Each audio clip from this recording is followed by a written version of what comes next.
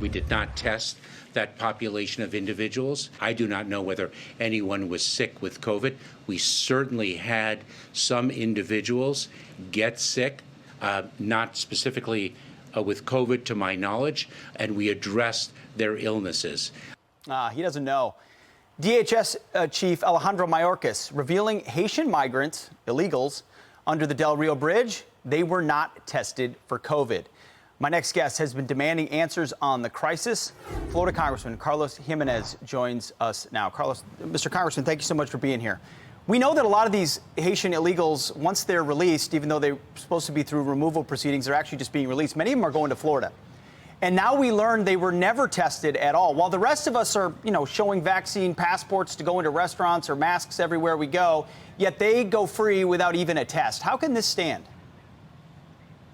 It can. It shouldn't. So, look, if the Biden administration is supposed to follow the science, I mean, they're not allowing even Canadians that are vaccinated to come in the United States yet. They don't even test people coming through the southern border. They don't know if they have COVID or not. Then they get released into the United States. We have some numbers that I think they deported something like 1,100 Haitians back to Haiti, but we know there are at least 15,000 that were under that bridge, and so that's about 90% have been released into the United States without any testing, without anything. And yes, a lot of them do come to Florida. The area that I represent, Miami-Dade, we have a very, very large Haitian American population, so I would expect a lot of them have family or friends that are living in my area of town, and that's where they're going to go. Your area of town, everyone's backyard. That's ultimately what it's come to. We had Tom Homan on the program earlier. He really sounded off on this topic. We're going to play what he had to say and have you react. Let me read you exactly what the notice of report says. Subjects are currently not in removal proceedings. ICE space was requested and denied. Subjects processed and released. That's what the NCR says. He stood on the stage yesterday and lied to the American people. He's an embarrassment to the position he holds. The president, he needs to go. I've never seen a president attack the men and women who served this country so honorably. Let me be clear. These officers on horseback did their job. Congressman, what's your message to the president? They're saying, they're in removal proceedings, but they're actually being released. They're saying that they're whipping migrants when none of it happened. He's at the White House saying all of this. What do you say?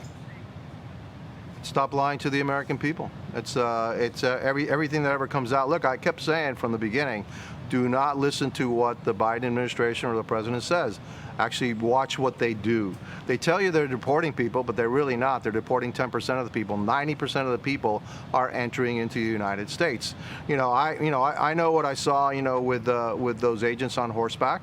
If they did something wrong, okay, fine, but they need to be disciplined.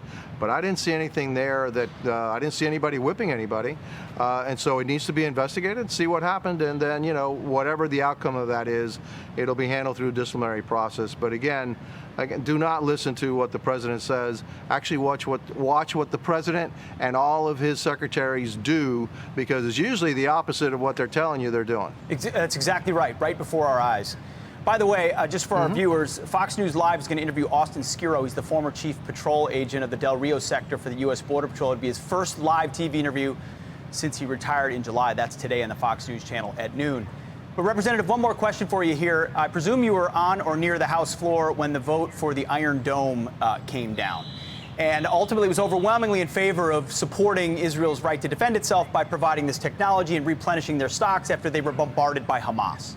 Well, one of your colleagues, Comrade Cortez, ultimately voted present and was weeping on the floor. Here's what she said about crying over the Iron Dome. She said, "Yes, I wept at an institution choosing a path of maximum volatility and minimum consideration for its own political convenience." So she's weeping because she couldn't vote no, because ultimately she's on the side of the Palestinians.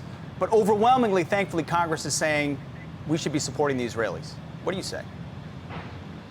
What I say is, look, The Iron Dome is a purely defensive weapon. It saves Israeli lives. It saves Palestinian lives. So what are they trying to do? They're trying to kill people?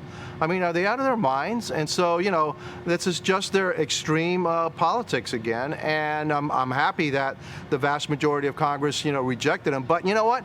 It should have never been taken out of the continuing resolution to begin with. It was because of the squad and all that the Democrat Party bows to them and takes out the Iron Dome. Again, something that saves countless lives. And by the way, if Israel didn't have the Iron Dome, then they would have to take far greater, more aggressive stance against the Palestinians that are firing the rockets. And so therefore, the Iron Dome saves lives on both sides of the conflict. There you go with those pesky facts again, Congressman. Really appreciate your time. Thanks for the clarity this morning. Thank you. You got it.